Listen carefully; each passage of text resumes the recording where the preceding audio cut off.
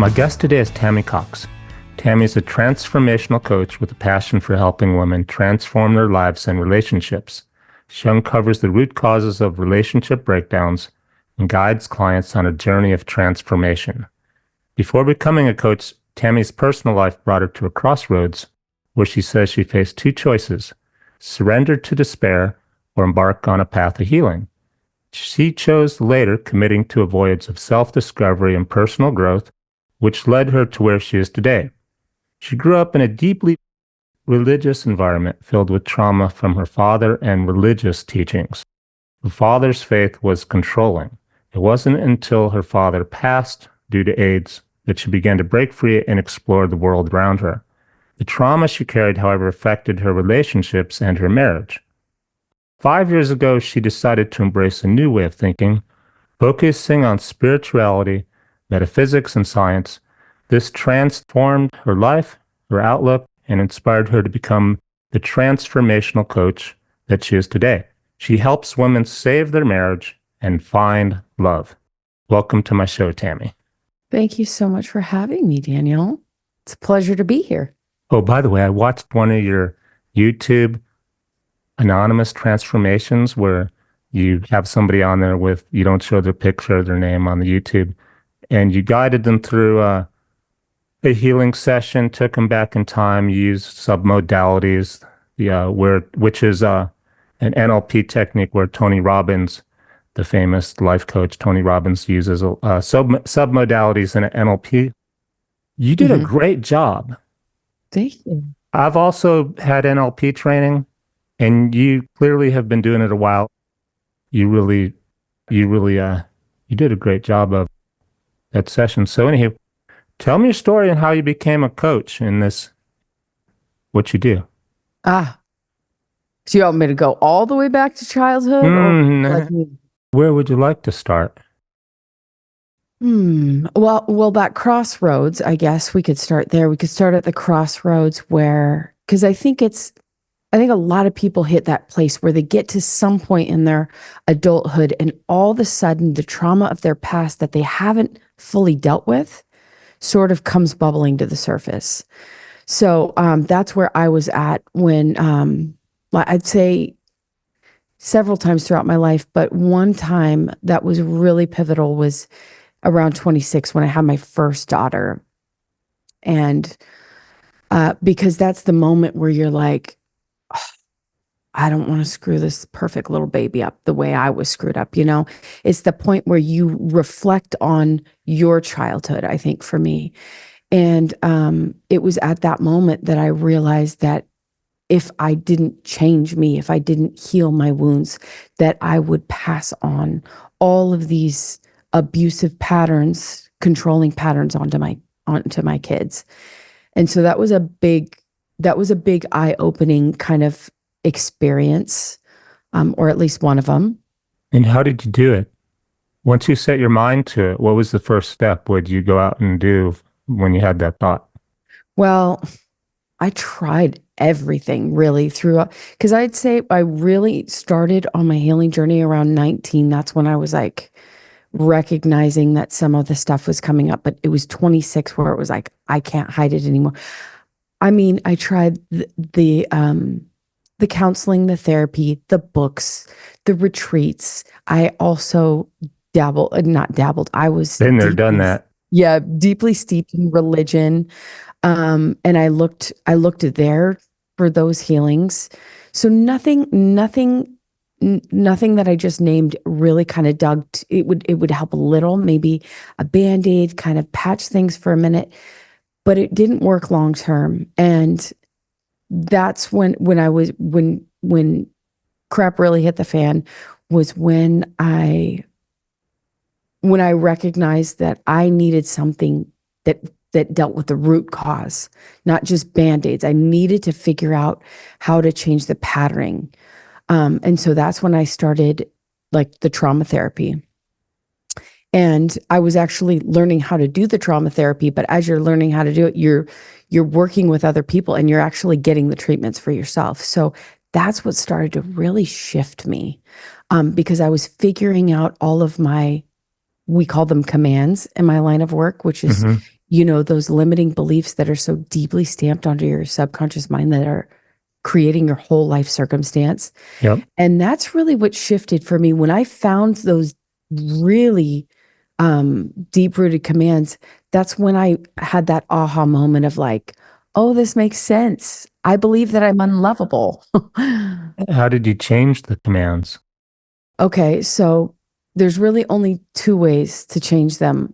One is through like a really intense experience. Like some people, um, they go through like for instance, well, I won't even say some other traumatic event or pivotal moment where they have this big aha. It could be an accident. Sometimes people have, near death experiences, something really big and We don't kind of want to scary. encourage people to go get in No, an accident just to, nope. or Yeah. So that's not the easy one. God, I'll use the word God, the universe. If it does something like that to you, then pay attention. It's like, how hard do we have to try? What's Hmm. the other way? The other way is through the same way you received the command, which is constant repetition. That's how you change your subconscious mind with any belief. It's constant repetition. So some of the things that I do with my clients is, first of all, they get they write it out, right? They're very, very aware that that's a deep rooted belief. And then we look at all the ways in their life they made that true for themselves. Oh, it came up in this relationship. Oh, I made myself, like for me with mine, I'm unlovable. It showed up in every relationship I had. I sabotaged it. I would find some way to wreck it. I'd ruin it. That's So actually, I think, a universal issue with most exactly. people. I'm Exactly. not worthy. I'm not worthy enough. But the specific words that you came up with in the moment, because when you have a traumatic event, these are the first 5 years that I find are the most pivotal for the human being. That's when the programming, your whole identity almost completely is set up in those first 5 years. So when we go back to those first 5 years and we find the command, it is something that's not universal. It's their specific wording. And then it's always linked to emotion trapped in the body. So we find both of those. Hmm. And the power of just knowing that and then looking at, okay, so that's probably why I did that in this. It's Give self-reflection. me We're an saying, example of a command. okay, so I'll give you my commands around men because that really effed That's up your my, focus, helping women in relationships. yes. So my three around men were because I had an abusive father. Men hurt me. Men scare me. Men aren't safe. And so, what kind of men do you think I attracted with those commands? Well, don't mean to interrupt.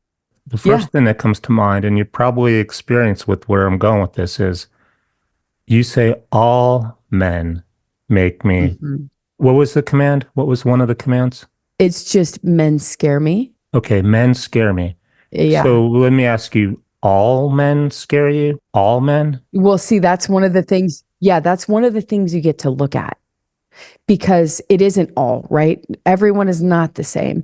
But in your young child like mine, because that's where it's created, Hmm.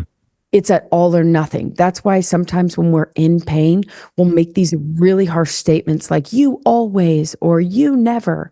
We're resorting back to childhood because that's how it feels when you're a kid. But it's Like not a true statement. it's not. It's not, that person doesn't always do that. Right. There's an exception in to everything, which leads you to mean that that's a general statement is not true. Exactly. Well, these beliefs aren't true. You made them true for yourself. Something we call those relative truths because they're true to that person. They made it true for themselves. But But some men are yes. dangerous. Yeah, which is the ones you're going to attract when you believe that they are. You know what I'm saying? Hmm. So, like, the men in my family are, especially most of them, they're very aggressive. They're very, men are up here.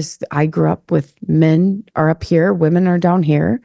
And so all these beliefs that we have tracked, they're not true, but they are true for that person if they believe it. That's how our relative truths work. So it doesn't make sense. And that's why we get to look at it and say, well, I'm looking at these guys, and out of all of them, only a couple of them have those attributes, right? So remind me of the command we're working on. Well, men hurt me, men scare me. Men hurt me.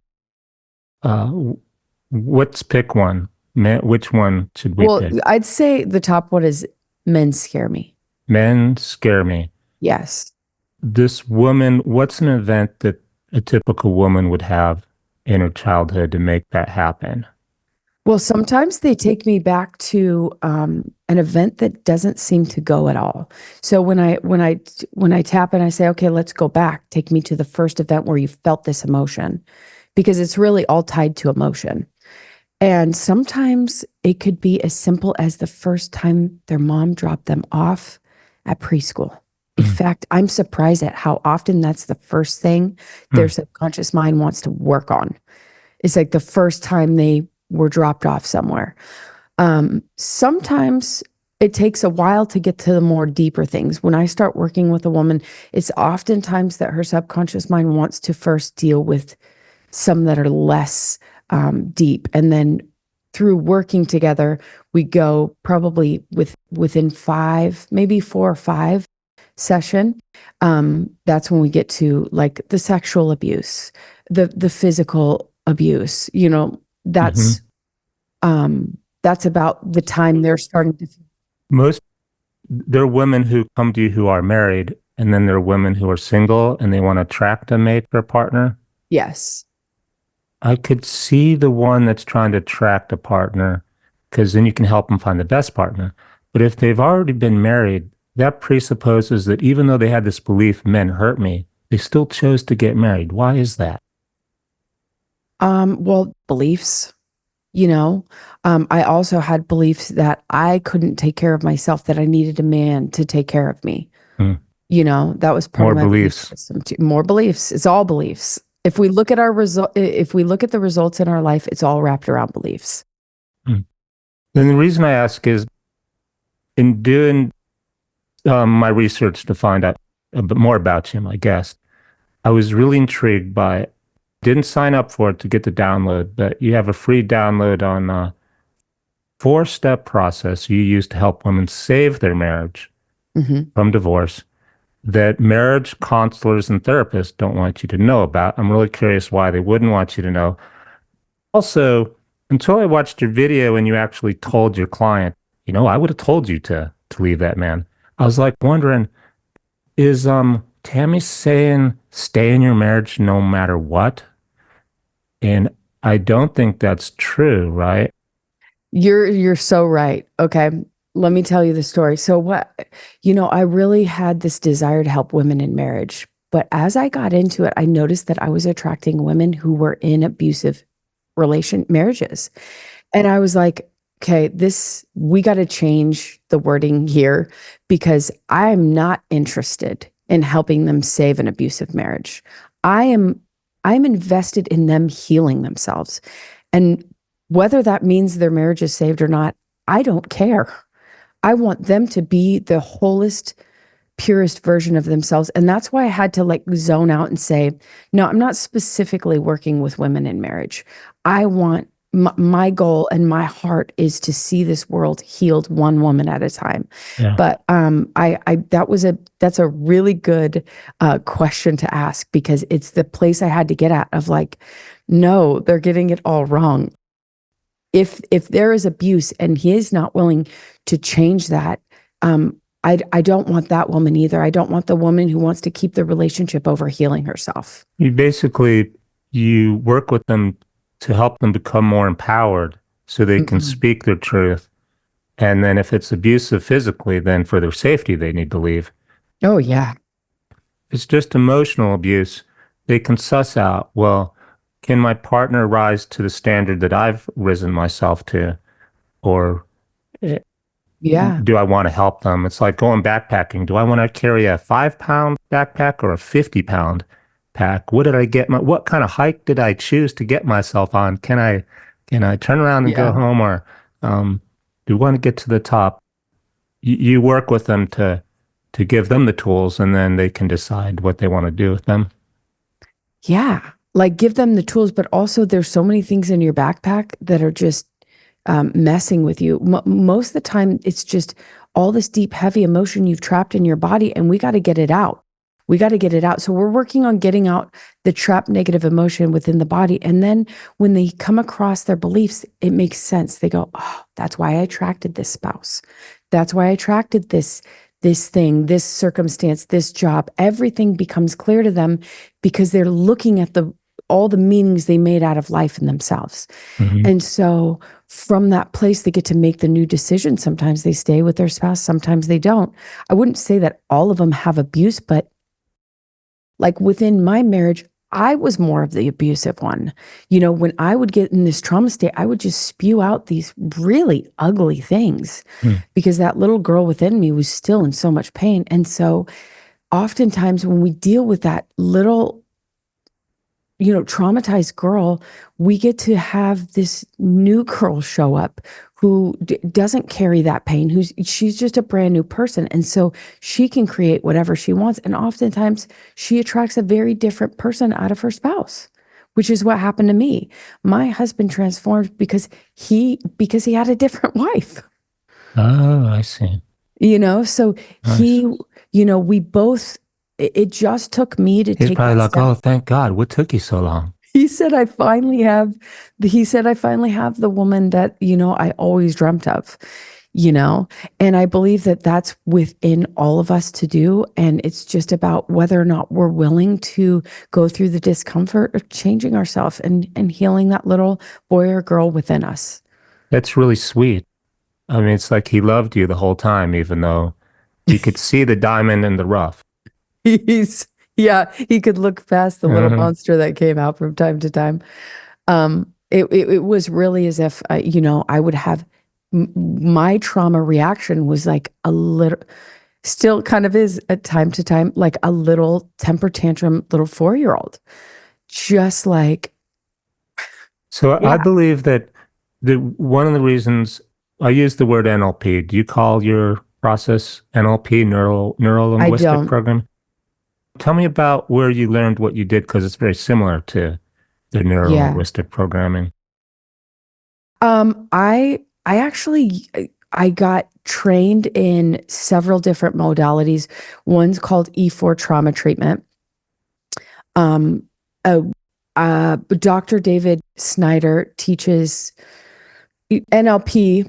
I didn't really learn his NLP stuff, but in I started to merge them because I started to learn their different modalities, and as I used them, they kind of merged together because I found what worked best for my particular ladies, and sometimes the pattern isn't always the same because I'm going with whatever's coming up for them. Mm. So, for instance, if they go into sometimes they can't if we go into something really deep, like, you know, a rape, a molestation, and their subconscious is really reacting, I have modalities to sort of lighten the load to not see the picture so clearly. So I don't always use the same, but it's really something that I came up with on my own. Well, you're So, talented. I watched your video and you well, did a thank great you. job, like, especially live, unedited, watching you Yeah. do it.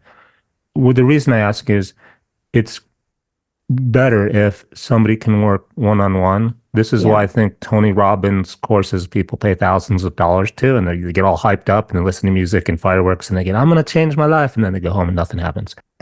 You need to work one-on-one to be effective. But there are those people that don't have the resources or won't pick up the phone. To those people, what can they do? Like first two steps maybe to help them make Mm. change, get started making change. Well, okay, so there's not, yes, I agree. You are sacrificing time and money to do the inner work. Yes. And there's nothing that works faster than working with someone one on one. But there's also lots of free the stuff that's a problem with free stuff is that, like you said, the people don't do the work. When I work with someone one on one, I am holding them accountable to doing their inner work.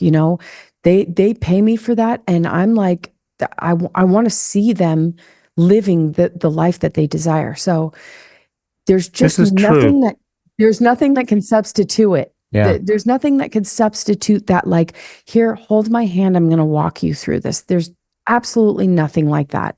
I don't think because I was that first person before where I was like, ooh, do I want to pay? Blah, blah, blah. But you don't get very far.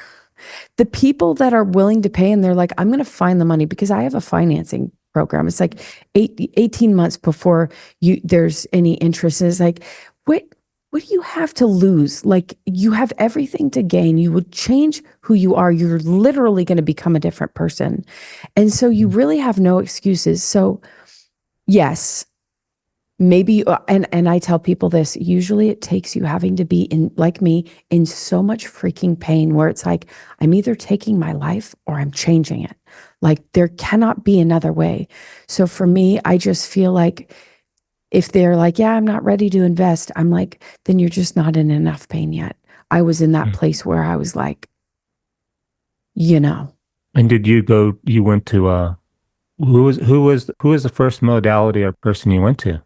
I went to Dr. Aaron's program. So when I really started, because before that it was more spiritual stuff. So I'd say that was the first like training where I had it, under my belt. The E4 trauma treatment, it gave me a lot of wisdom about how trauma tracks in the subconscious mind and the conscious. Ooh, I know free resources. Bob Proctor has wonderful free resources.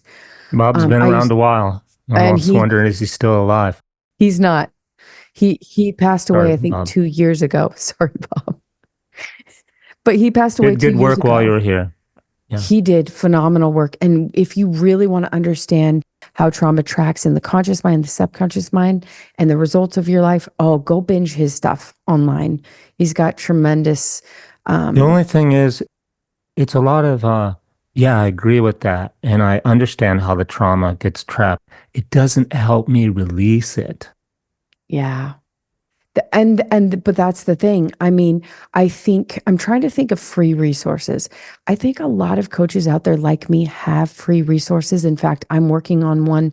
I want to create a journal that actually someone could walk through step by step of what I do with my clients, but in a journal form where they could Mhm. actually write it out. And I'd love to create a visual to go along with that because we have, all the different kinds of learners.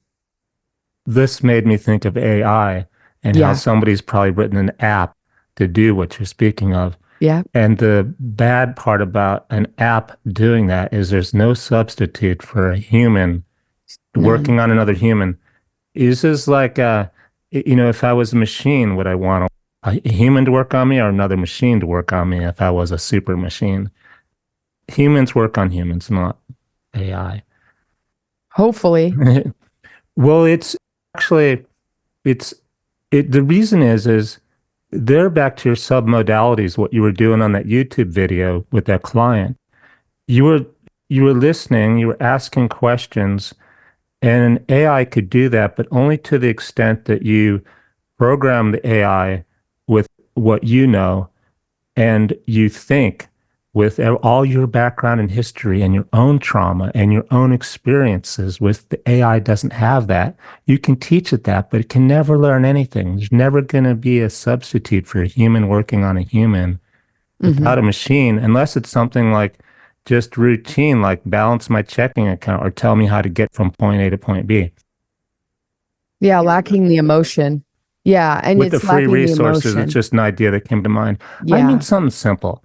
Like before I go see my therapist, I think about what am I going to ask her?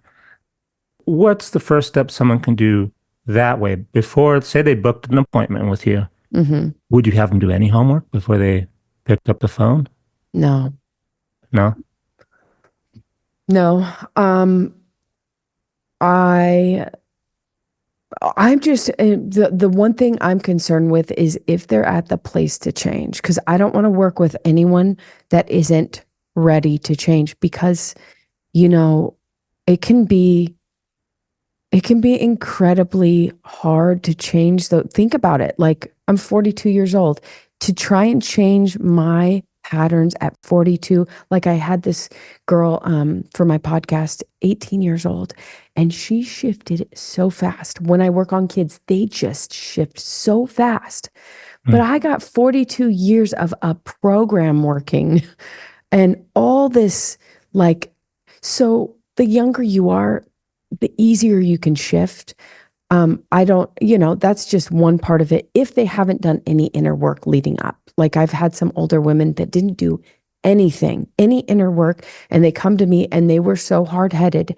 They did not do their freaking homework. They fought me on every tooth and nail. And it was like, Oh, that's perfect. That's what I'm asking. What's their homework? What should they be doing oh, their before? homework. Yeah. Well, it depends on what their commands are. So if they, when I was really working with, when I was working specifically with married women, a lot of the things were they made themselves so very small. They, because the old system was men were up here, women were here. Well, we have to balance that out in our subconscious if we're going to create a healthy relationship, because both have to be autonomous. They both have to be equals, and they Hmm. both have to, neither one can overpower the other. So her homework would have to be, you don't make yourself the last on your own list. You got to be the first one on your own list. You have to be your top priority. You have to be loving, adoring yourself. You have to be doing your journal work.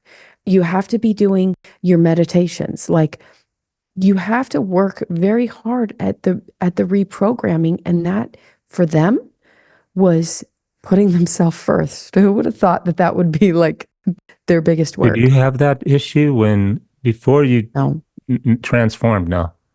no, You, that wasn't my problem. I was more of the controller in the relationship. So I'm really mm, attracting my opposite with these women.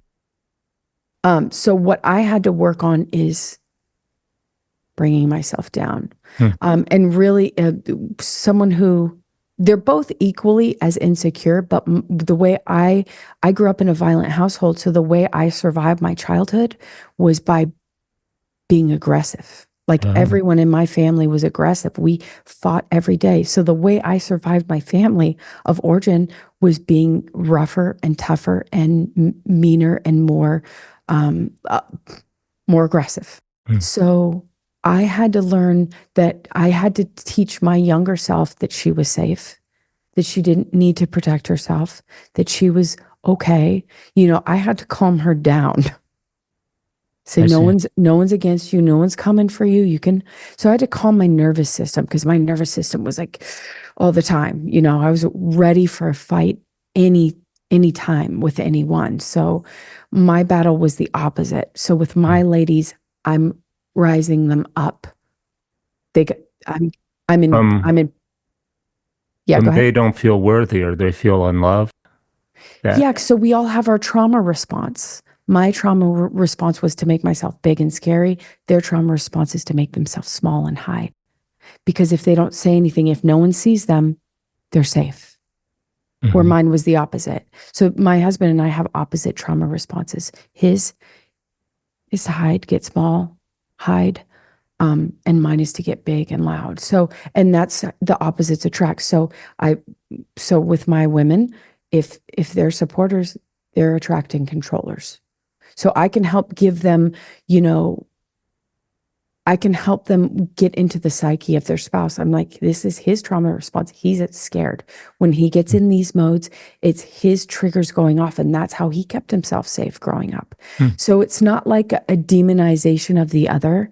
It's really, hey, we've all gone through these things. And that's why we respond the way that we do. And we're all really scared little kids inside that just need to be scooped up by our our present self, our adult self, and reparent that little child within us. So That's let's what we, talk about the single women who uh-huh. they've maybe come out of a divorce or they have never been married. Uh, Hmm. how do you work with them to find a good partner in the first place? Well, with them, it's much easier because they don't have anyone there that, oftentimes women are very distracted by their husbands. They're like, oh, but he's doing this. They got their eyes on him. And I'm trying to tell them, no, it's not about them. It's about you. We're going in. So with the women that are single, it's much easier because we don't have that distraction. And also it gives us that clear place of like getting them healthy so they can attract their ideal mate off the bat and they don't have to deal with all the past stuff. So it's much easier, But I they've tell them. probably had some bad dates or bad boyfriends. Or bad marriages, bad marriages. This one lady I worked with this last week, um, she grew up with, domestic, I mean, she grew up with abuse. So every relationship she was in as an adult was abusive. And she just took it and stayed. She believed she was worthy of that. And so, yeah, that's a woman that I would love to work with for at least 6 months, at least, if not longer. Because because after you uncover the inner childhood command and you understand the command belief that's not true and that's holding them back, you have to install and, as you said, repeat repetitive language, new language, to enforce the new belief to I am worthy or I deserve a good partner, right? Hmm. Yeah. And then the accountability of someone holding you to the new that you're choosing. Oh, so you would talk with them for 6 months during the time they're dating people. Well, I probably wouldn't. Well, meaning, okay, well, hopefully it's not just me. Hopefully through their healing journey, they create relationships around the new identity. So oftentimes, a lot of the old relationships, some of them fall away, they definitely shift. And you attract differently from either the old relationships or new relationships in general. And hopefully they're attracting. That's why within my program, I like the one on one along with the community. So, yes, you're going to have your one on one sessions, but then also you're going to have the community of like minded women that are also growing that you have with you to keep you Hmm. accountable to the new identity you now Oh, yeah, choose. that reminds me of when I was emailing you about today's episode, what we should talk about. And I was going off on, divorce and dating. And you're like, no, let's just stick to being loved for who you are. Let's just Uh talk huh. about that. So that's what you're speaking of, community, just where you go to work, how people treat you, how you treat yourself, right? Hmm. And just need, like, when you're on your healing journey, you need a community for this new identity too. It's like all the old people, they have the old system about you. So a lot of times, like, even with my family, I go back to my family and I can resort back to old ways because that's their practice version of me. They Yeah. attract that from me. And if I'm not super consciously aware, I will just easily get sucked back in. Yep. So, I moved away 3.5 years ago and I live in Arizona. I grew up in San Diego. And when I go back, every time I'm like, I have to prepare myself to not go back to Don't old talk ways. politics or religion. Just talk about the weather. Stay Yeah. super surface and Neutral. ugh, yeah. Yeah. And that's what I've learned. Uh, you know what? Life's too short to be in a disagreement with your family over silly stuff. And when you start feeling a little bit uncomfortable, just like, you know what, man, let's sure, yeah, yeah, yes. Um what comes to mind with family anyhow? Politics, Uh-huh. Oh whatever's on yeah. what's ever on television. Also, I'm reminded by what you just said about what I call an extraction, which means you could move. Like if you move, relocate, then you get rid of all your bad friends and your bad Hmm. work environment. Or just if you have people that aren't supportive, when they call you, just let it go to voicemail. Hmm. Make new friends, right? Hmm. Yeah, I don't advise everyone move when they go. I'm just saying Yeah. for me, it was very helpful at the beginning. I feel like now I could integrate back in. It wouldn't be quite, it would be, but it allowed me this space to just focus on me. And I think that's what needs to happen, whether it's like letting the call go to voicemail or making it really short and sweet, whatever your boundary is. But for me, it was, it was really nice to have that break so I could really look inward. We're often very distracted by our circumstances around us. And So It now that you and your husband are on the same at the same place, the same level, do you have, in terms of couples, having friends with other couples, do you have couples you can't hang out with anymore because they can't accept the new you? yeah, I mean, I've since moving out here, I've made many new friends. Yeah, we do couples, families. Yeah, it's just I'm attracting much differently these days. But yes, of course, couples, families, because I have three daughters, and their ages range, so that makes it complicated. But yeah, my life has just gotten so much better since I've healed myself or started on my journey to heal myself. I would not say that I've We're yeah. always Yeah. you're always working and improving. You're always learning stuff. You know, your whole life you're learning and improving and doing stuff better and go, oh, I'm so much better now. I feel like I can't believe I was that way 5 years ago or last year. Yeah. So what what is a typical, how long does it take you? Like, what's your process for working with someone? Well, I will work with no one under 12 weeks. Like it's a minimum of 12 weeks. Um, but ideally 6 months to a year because you're the four seasons, the four seasons of your life. If you recognize your patterns, we all feel certain things during certain seasons. And I also think the integration process is so important. If they don't have other people outside of me that they can start to eventually they become their own coach. They can take themselves through their own processes because they know mine so well. They've done it so much. But for the beginning part, and depending on how much active trauma they have, like the woman who just got out of her second marriage and both were like filled with domestic violence, it's like she probably needs a lot more time And with how is it someone different like than me. therapy, like talk therapy, the process when that you do with people over the 6 months? I don't think that talk therapy is effective. Me neither. No. In fact, I've, I've looked at lots of different, there's this really great book. It's called The Body Keeps Score. I just read it and he goes through all the different modalities that he learned throughout his career and the stuff that worked versus not. And he was involved in a lot of studies, the clinical studies, and it's really fascinating.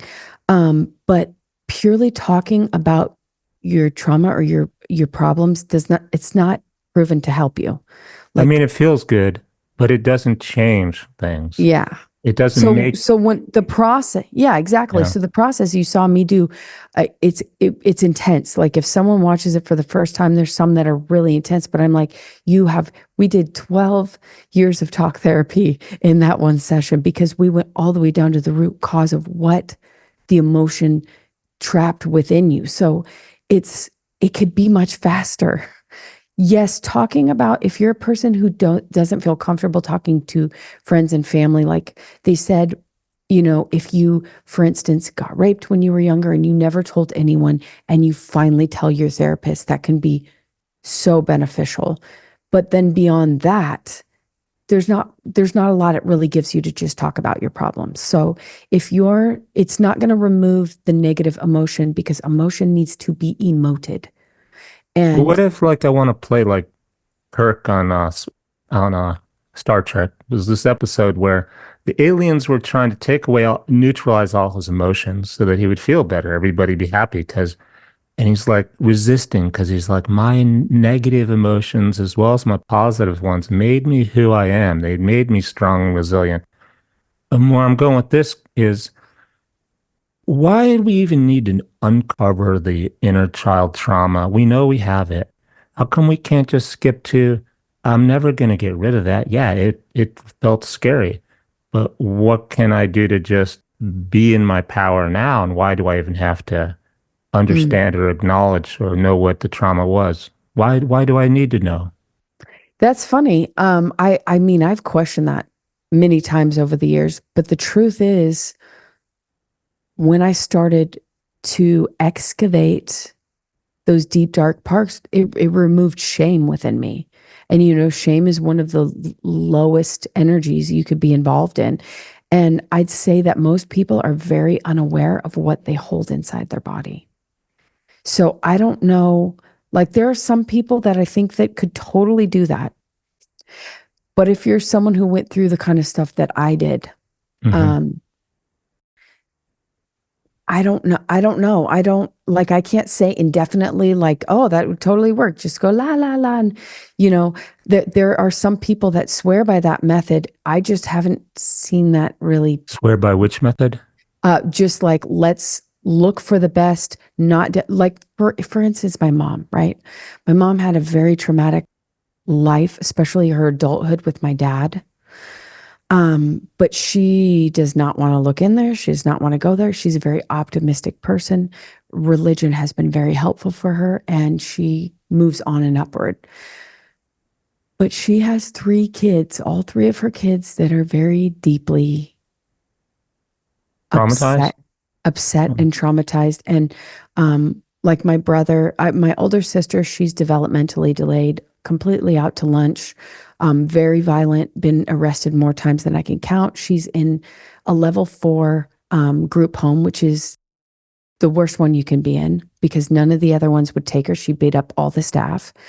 Um, and then my brother has also been on his healing journey, and he's done things over the years, and we're just effed up. Okay, I'm just like Got we you were there. A very effed very up. dysfunctional family. Yeah, Yeah. and so then you have my mom who, you know, it works for her. Like it works for her. And she's been very, very, um, she's been super supportive to me when I come to her and I talk about my stuff, and it's painful for her to hear how much pain her kids are in. But she's not the type, she does not have what it takes to go into the darkness like I do. It brings me joy when I can hold my client's hand and walk her through these most heinous, most darkest, most awful times that she's lived and extrapolate that deep, dark pain within her. Um, so for me, you couldn't convince me that cutting off those anchors that are, you know, holding us in those darker places. For me, it was I was so shameful. I hated myself.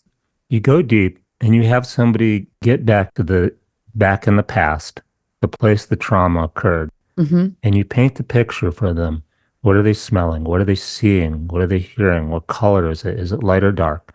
And you get them back to, we spoke earlier about for some people, it's being dropped off at daycare center when you're in Hmm. kindergarten for the first time. So you picture yourself there while you're working with a professional like yourself so that you can neutralize that experience, right? Hmm. And I kind of understand how that might be good, but that's still to me like not a whole lot different than talk therapy because you're just, Oh, it's so different. No, isn't because it? we're not just acknowledging it. We're feeling all the feelings until they disintegrate. See, energy has to be emoted. Our deep, dark emotions that are trapped within the body, once they're emoted, they're gone. They But by disappear. emoted, what do you mean Felt, felt? So felt. now felt.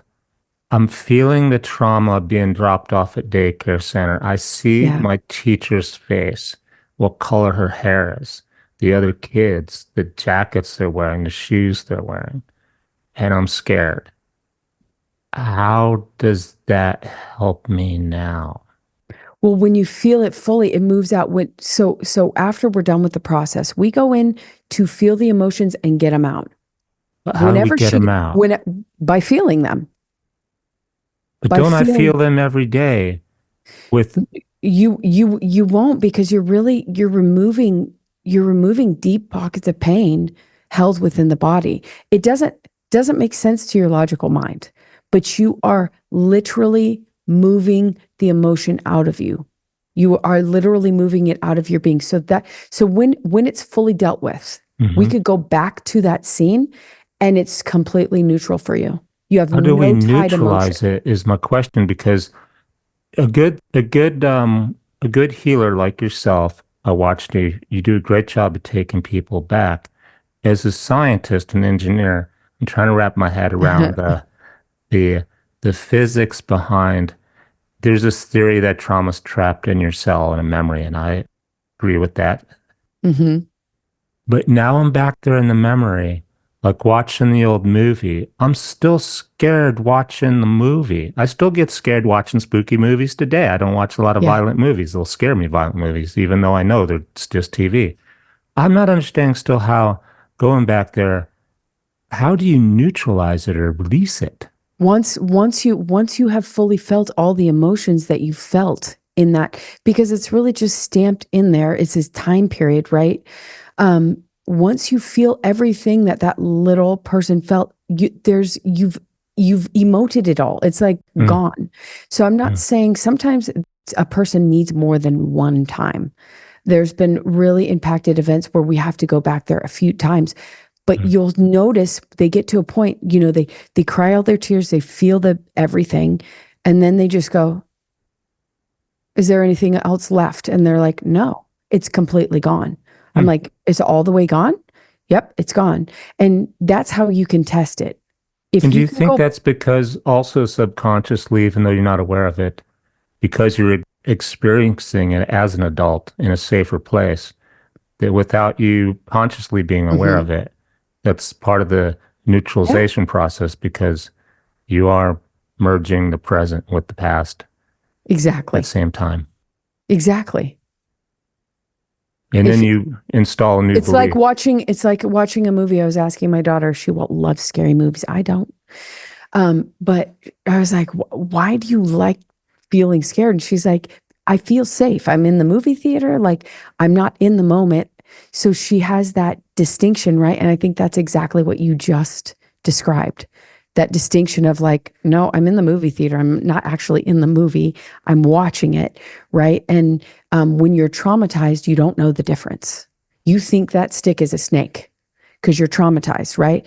And so once you can neutralize it, I could literally go back to my those traumatic events and I have the wisdom of seeing them from a totally different perspective. I'm not that little girl.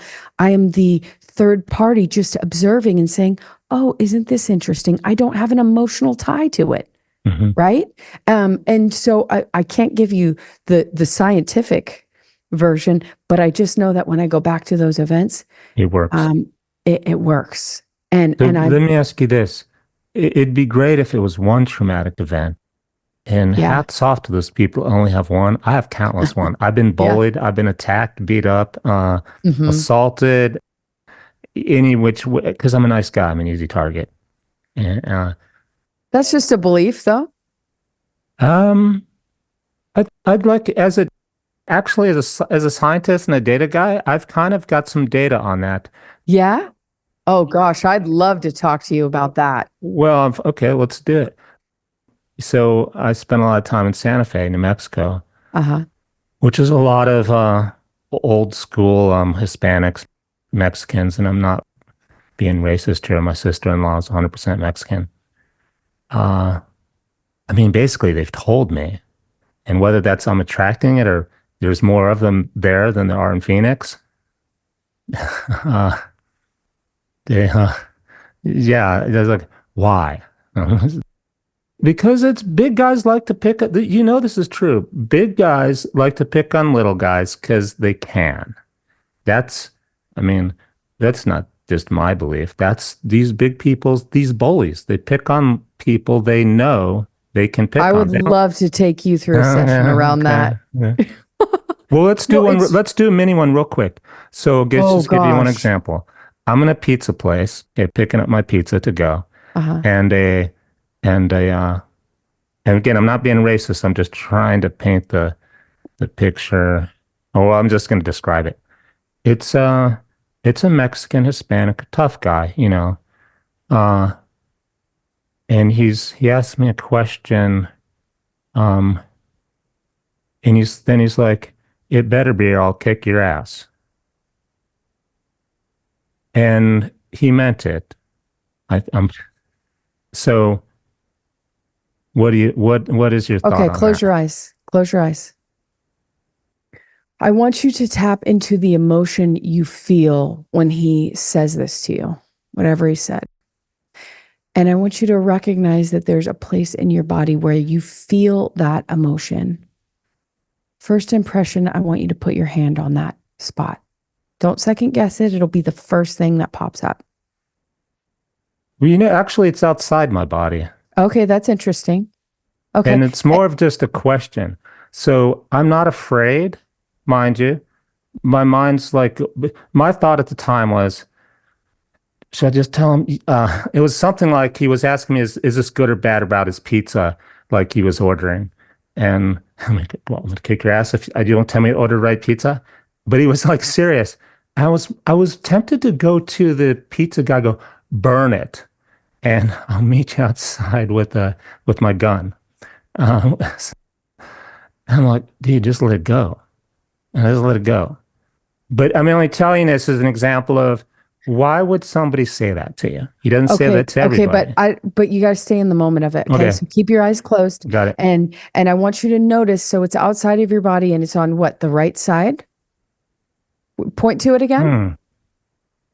Okay. What color is it? First impression. It doesn't really have a color. I would say the color of the sky.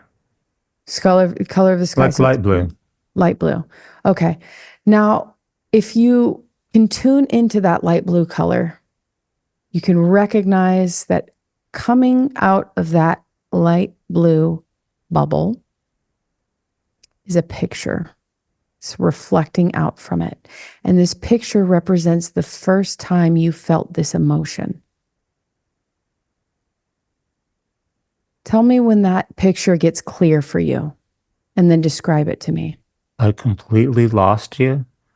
I do picture my finger like dipping in the sky, like it's dipping into a pool, like you would put your finger in and see ripples in water. Uh-huh. But I do not follow you on the second part. Okay. So tune in. It's very important that you tune into the emotion you feel when this man makes this statement to you. Confusion. Okay. Yes. And then when's the first time you had that emotion, that confusion emotion? I can't tell you. It happens a lot. Confusion and why they say what they do. I'm confused a lot by human behavior. Can you follow that back? Do you have the ability to follow that back to the very first time you felt that particular kind of confusion? No, because the previous one that comes to mind is when an Indian was, again, not being racist. It's just New Mexico's, it's an old place. Being followed around by an Indian doing the same thing. Just random, like I'm walking around downtown, he starts following Okay, what's the time before that? The time before, I don't remember, but I will say I have a talent for, again, just brushing it off. Like, so in other words, I'm intentionally not going to remember things. Okay, open your eyes. I've taught myself how to forget stuff. Okay, well, see, and that's the thing too. We do that also. That's a way that we kind of deal with our pain. And I see that so much with men. So much. This is a true thing, though. If people are getting bullied at school all the time, and they're not making this up.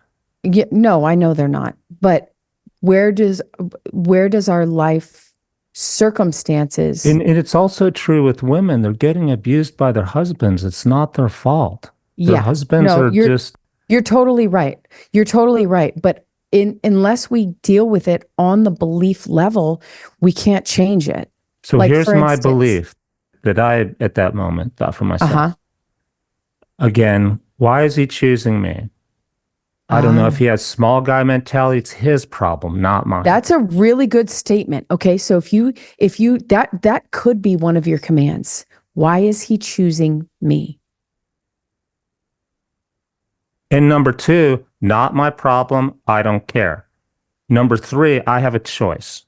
I can let it affect me right now or not. I'm not going to let it. I have a choice also. I could confront him. This will lead to violence. I guarantee it. And do I want to go that route? Some men do because it's aggressive. They like to fight. Me, I'm just like, ah, you know what, man? No, it's not. It's just not worth it. Let it go. Hmm. That is definitely a command of mine. It's not worth the confrontation. Hmm. Yeah, totally. Yeah. I mean, my husband, he was a cop for 15 years, but he is outside of uniform, very much non-confrontational, which is why he, attracted me, and I was very confrontational. But I will agree with, or not agree with, you didn't say it, but I will tell you this. That led me to this, to also a choice. When you mentioned it's your current husband, he's a police officer. Hmm. Um, so to which also I've had a lot of experience in New Mexico for my work driving around in the backcountry and running into the same thing where I'm like, God, what would I do? There's a lot of gang members, a lot of violence Hmm. in Albuquerque and whatnot. To which I'm not making this up. The sheriff one time told me, like I called him, called the police, and he's like, "Well, is your life in danger at this exact moment?" I'm like, "No." Well, call us when it is. "Well, how far are you out? About 20 minutes? What would you do? He's like, he told me get a gun.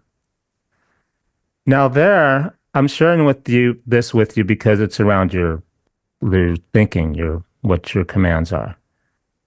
For a while, I felt good, and then I felt that was going in the wrong direction because I was only going to attract more bad things that way. Now I'm really thinking about them. So I'm like, Daniel, you have to get rid of this way of attracting. Whatever you're doing, just stop it. Don't focus on the gun. Where are you going to put that gun now? You own it. It's registered. You put it in like, no, not in your car where you can get at it. You're training yourself how to use it. And maybe I got rid of that thought. I switched it and it did help to stop attracting whatever I was attracting. But there were times true. I even during the process of trying to figure out should I keep this gun or not? I brought it up at a conference one time where there were the utmost engineering professionals around the table because we're talking about concealed carry permits. And what do you know? Two of them had concealed permits. I'm like, why? One was a school teacher where he had a bad experience one time after hours at school where somehow he escaped it, but he's like, "This is my solution, Daniel," and very professional. Like, here's my card to carry, and like he's got a gun on him right now. I felt safer. So it was not an easy topic or subject matter. But I only bringing it up because Yeah. Well, here's the thing. Yeah, and here's the thing.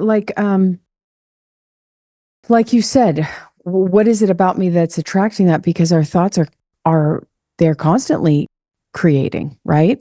Do you believe that? mhm. And so it all boils down to the belief system. It goes, the identity creates the Oh, you made me beliefs. just think of one. Very What? good. What? I was probably because I've had this happen too. I was in San Diego from California, um, at a restaurant near the in San Diego, sitting outside, and from the stoplight at the street, so across the parking lot, this guy started walking towards the restaurant. He comes up to my table and goes, were you looking at me?" He starts threatening me like you were looking at me. I believe subconsciously I was looking at him. I think thinking about what you said, Tammy, is subconsciously I was in fear or sussing out my environment for survival. And I'm picking out people that do appear threatening. Clearly, this guy fit the profile because he had the nerve to approach and start threatening me. I mean, if I was So looking, so so then so then so then you said something really powerful. You said subconsciously I was looking at him. Mhm. Do you know that our subconscious is running the show 95% of the time? And all of our beliefs are in our subconscious mind. There's just no way around it. We are attracting our environment. Here's the question. Clearly, it, it did make sense for me to be subconsciously watching him because he was who, if I was looking at you and you were at the stoplight, would you walk across ready to engage me? Violently? No. So he was the type. I was correct in having that. Yeah, yeah. You guys were like Yeah. magnets. You guys were like magnets drawing each I other was in. sitting outside just looking around at the scenery, and he happened to be there. So uh, I Wow. could not notice him. And then, yeah, I attracted him because he noticed that I did, which gets me back to, I think I'm right. I attracted him because I'm an easy target. He saw me look. Well, of course you're right. Whether you believe you're right or wrong, you're always like whether you believe something is or it isn't, you're always going to be right. Your subconscious mind creates it that way. You draw in everything in your experience by your beliefs. So, yes, you are right. You are absolutely right. But at any point in time, you could create a new dynamic where you're not the victim, where no one's looking at you. Because here's the thing, Daniel, I remember like I was very different. I took on more of the bully, right? So, um, my mom would say to me if I dressed inappropriate in her eyes when I was younger, she'd be like, "You're going to get raped. You're going to get raped." And in my head, I was like, I dare someone to try to with me. I dare them in my mind because I know like that's just what I believe about myself, right? You have the opposite of like, who's going to victimize me? Mine is like, Hmm. I dare you to try, because also too, if you start to study um, um, men who are violent to women, right? They're looking for a specific type of woman. She doesn't carry herself, she didn't take up her full space, right? She's usually hunched over. She's usually like this. They're not going to pick a woman who's like, they just Like go you for are. right. They Or go like you're for a from certain, Oklahoma. right. Yeah. A certain energy. They're not going to go after someone that is going to give them a really good fight Hmm. if they can even be successful. They're looking to it's a power thing. And they're not going to be drawn to my energy. I attract certain things based on my energy. So you could change that dialogue in your head at any point in time where I only attract love because I am love, because I am liquid love that is Well, stay only, on that track. Yeah, stay on yeah, that track. It'll work for both the women and it'll work for me. So, what do you do with the women who are the nice girl like you're speaking of that's attracting? the nice girl, Yeah, or you passive. the passive. You Yeah. use describe how you need Yeah. to. How do you what do you tell? How do you help them? Well, first of all, it's with every decision that they make. Yes, it's how they see themselves. Like you have to see all humanity as equal. Like we are all divine. We came in here. We all embody I do. the source itself. We all have the same brilliant creative power. It's just where are we putting that power? What are we I even energizing? have one better than that. I have a belief that there's a positive intention behind every negative experience, whatever it be. Hmm. In terms of the woman who, this is a perfect example you were giving that kind of similar to my psyche. You said the guy who's going to attack a woman isn't going to attack a woman like yourself who is confident and strong. He's going to go after the one. How did you describe it? Is the She, one? she well, our physiology always overrides our psychology. Oh yeah, how So you hold yourself. how Yeah. you hold yourself. Is her shoulders up? Hmm. Is she hunched over? Is she Yeah. trying to make herself small? Is she hiding? Is she suspicious? Is she fearful? Those are the ones that get attacked. Yeah, I'm trying to think of my own experience because I know exactly what we're talking about. Like I could intentionally like focus on, walking tall and whatnot. And it definitely helps. It's like you sit up straighter in your chair, you stand. Mhm. Your your beliefs about yourself are gonna change. You know you're freaking worthy beyond measure. You know that all that you can attract is love from other people because you're giving it out. You're just emoting it, right? Because whatever you give out, you get back, right? And so if I'm constantly just vibrating this intense love, then that's all I get back. the True, but resounding it's still reverberation of true that love. there are tough women and tough guys and more sensitive guys and more Tough, sensitive girls. Yeah, tough. tough. It's just all beliefs, though, is what I'm saying, Daniel. It's like, it's just the beliefs that someone told you at some point in your life that you were this, that, and the other, and you believed it, right? And you took it on as your identity. And at any point in time, you could change your identity. And it's like it's just completely neutral. Like there's no good or bad, right or wrong. It's just, who do you choose to be in this moment?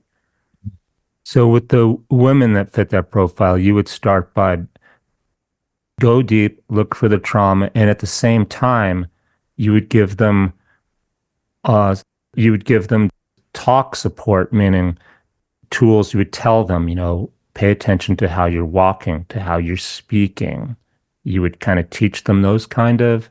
It's all based. I mean, yes. The short answer is yes, and it's all based on what's coming up for them in the moment. Like, what are they dealing with in the moment? Because it's always tailored to them, where they're at now, what they're dealing with now. So whatever they need me to give them, Mhm. that's what we work on. But yes, we do work on the practical as well as the beliefs, and they got to line up because they'll always line up. So what's the belief, and then what's our results, and where are we missing the mark? And then Because they'll back to always line women up. who are in a relationship, say married. Back to the where we started with this, like, should you stay in a marriage or get divorced? How do you how do you suss up when you should tell a woman or help them make up their mind? They make up their own mind. Mhm. How do you go? Yeah, I agree with that. How do they decide to stay in a relationship or get a divorce and leave it? Even having worked on themselves and brought themselves up or down, depending on where they are, how do they how did they then decide should I stay or go? Well, I really work on not telling them anything and letting them reach their own conclusion. The only time I will say something is if there is physical violence and I'm scared for their safety. I will be like, get out of there. This is not Right. safe for you. Yeah. That's really the only time I flat out give them the answer. Or we've come to the end of our time and I'm like, I'm just going to be honest with you. This is not a healthy dynamic.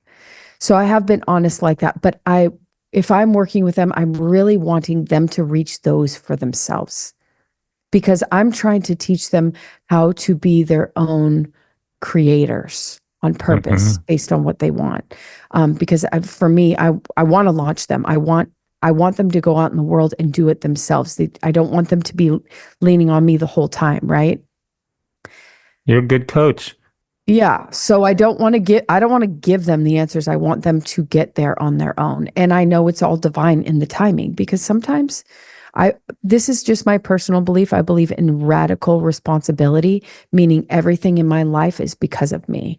And if I'm going to have that belief, I have to know that I came into this life for a specific purpose and I planned it that way. I planned my parents, I planned my struggles, I planned my personality. I handpicked it before I even arrived on the scene. And that's just, once again, no one has to believe that for themselves, but I take that kind of ownership of my life because I don't want to make anyone else responsible for my life experience because that is disempowering. It also reframes things, meaning instead of feeling bad for yourself for whatever trauma you had, back to the Spock episode in Star Trek, I'm sorry, Captain Kirk. He's like, if it wasn't for that trauma, I wouldn't be who I am today. Yeah. You're reframing it by instead of looking at it as, oh, I wish that hadn't happened. You go, well, if that hadn't happened, I wouldn't have this new life skill or new way of being resilient that I. It's such a gift. Trauma is a gift. Trauma is the greatest gift for me. So I wouldn't take any of it back. I believe it was all happened for my good. I chose it. Yes, it completely reframes it, but I believe it's just such a gift to us. You just have to make it so it's not If you believe so. Yeah.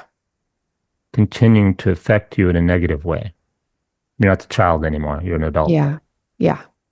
So is there anything else you want to talk about? I think I had a long list of questions. We kind of covered everything I was going to ask you. Yeah, it was good. Yeah, no, we covered all of Oh, it. and thanks for the pro bono half session.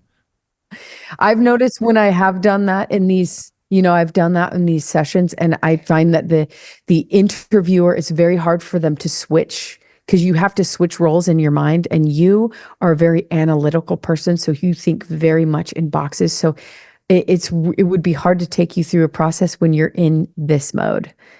You'd have to go into a different box for that. So, but you got a little pro bono baby sesh. Nice.